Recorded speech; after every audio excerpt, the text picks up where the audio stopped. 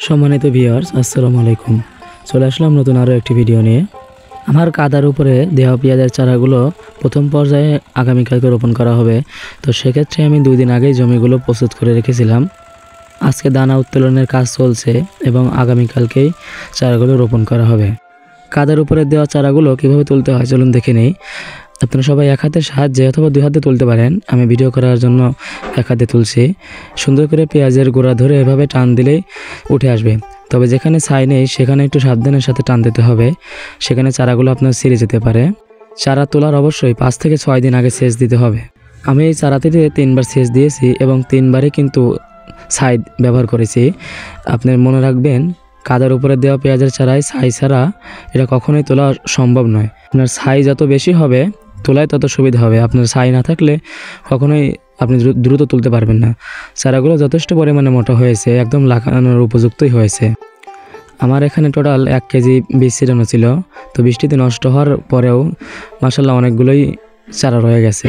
তো দেখা যাক কতটুকু জমি হয়, আপনাদের মাঝে তা শেয়ার করব। তো আলহামদুলিল্লাহ ভালোভাবে পেঁয়াজ লাগানো শুরু হয়ে গেল। তো আমরা এখানে 4 খিলা দিয়ে লাঙল টেনে নিচ্ছি। 18 ইঞ্চিতে এখানে 4টি করে লাইল হচ্ছে বা পিলা হচ্ছে। আমি টোটাল 30% জায়গা লাগানোর জন্য রেডি করেছি।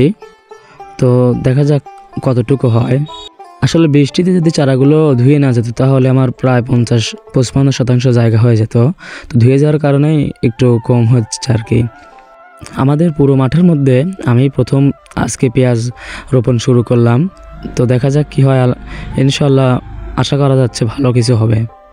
আমার জমিগুলো একদিন আগেই প্রস্তুত করা ছিল, সার ছিটিয়ে সব কিছু একদম কমপ্লিট করে।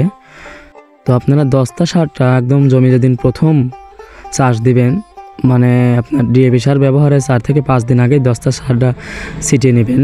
আপনারা চেষ্টা করবেন একসাথে ব্যবহার না করার, মিনিমাম 3-4 দিন আগ-পাশ করে ব্যবহার করতে। খুব সুন্দরভাবে অভিজ্ঞ লোক দ্বারা লাগানো হচ্ছে। এটা আমাদের হিলাল ভাই, সে খুব একজন ভালো মানের লোক, সে খুব দ্রুত পেঁয়াজ লাগাতে পারে। এখানে আরও আছে আমাদের সুরমান দাদা, এরা এক একটা মিসাইল বললেই চলে। তো একটি চারা থেকে একটি চারা দূরত্ব আপনার 4 আঙুল হচ্ছে এবং একটি সারি থেকে একটি সারি প্রায় আপনার এক হাতে, মানে 18 ইঞ্চিতে 4টি হচ্ছে।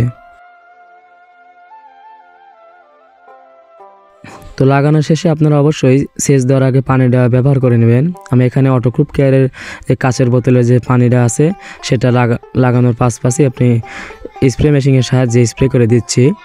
সেটার ফুটেজ নিতে ভুলে গেছিলাম। পানি দেওয়ার 1 ঘন্টা আগে, অবশ্যই পানি দেওয়ার 1 ঘন্টা আগে বৃষ্টি ব্যবহার করে নেবেন। আপনি স্প্রের সাহায্যে ব্যবহার করতে পারেন, আবার আপনি চাইলে লাল সার বা পটাশের লাল সারের সাহায্যে ছিটিয়েও দিতে পারেন। আমাদের এদিকে অনেকে বালুর সাহায্যেও ছিটায়। আমার পেঁয়াজের চারায় টোটাল 30% জমি হয়েছে। আলহামদুলিল্লাহ আমি যতটুকু ধারণা করেছিলাম তার থেকে অনেকটাই বেশি হয়েছে। পেঁয়াজ চাষের সমস্ত বিষয়বস্তু নিয়ে আমার চ্যানেলে ভিডিও পেয়ে যাবেন। তো সবাই আমার পাবনার কৃষি চ্যানেলটি সাবস্ক্রাইব করে আমার পাশে থাকবেন। পেঁয়াজের সমস্যা নিয়ে A to Z নিয়ে আমি আমার চ্যানেলে ভিডিও আপলোড করব। তো সবাই ভালো থাকবেন। আসসালামু আলাইকুম।